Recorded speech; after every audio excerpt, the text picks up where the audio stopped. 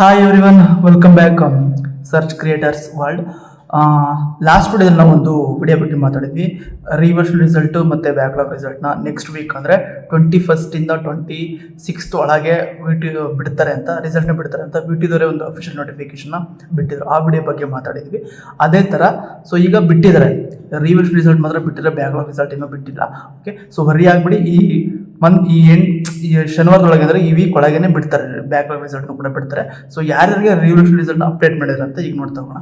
Okay, so ಅವರು ಬಿಟ್ಟಿರೋದು ರಿಸಲ್ಟ್ನ ಯಾರ್ಯಾರಿಗೆ ಅಂದರೆ ಫಸ್ಟ್ನೇ ಸೆಮಿಸ್ಟ್ರು ಮತ್ತು 3ನೇ ಸೆಮಿಸ್ಟ್ರು, ಈ 2 ಸೆಮಿಸ್ಟ್ರ್ ಒಳಗೆ ನಿಮಗೆ ರಿವರ್ಷನ್ ರಿಸಲ್ಟ್ ಏನೇನು ಅಪ್ಲೈ ಮಾಡಿದ್ರಿ ನಿಮ್ಮ ಕಾಲೇಜ್ ಕಡೆಯಿಂದ ಅದನ್ನು ಹೋಗಿ ನೀವು ಈಗ ಚೆಕ್ ಮಾಡ್ತಾ ಹೋಗ್ಬೋದು. ಓಕೆ, ಸೊ ಸಂಜೆ ಒಂದು 5 ಗಂಟೆಗೇನೋ ಬಿಟ್ಟಿರ್ಬೋದು.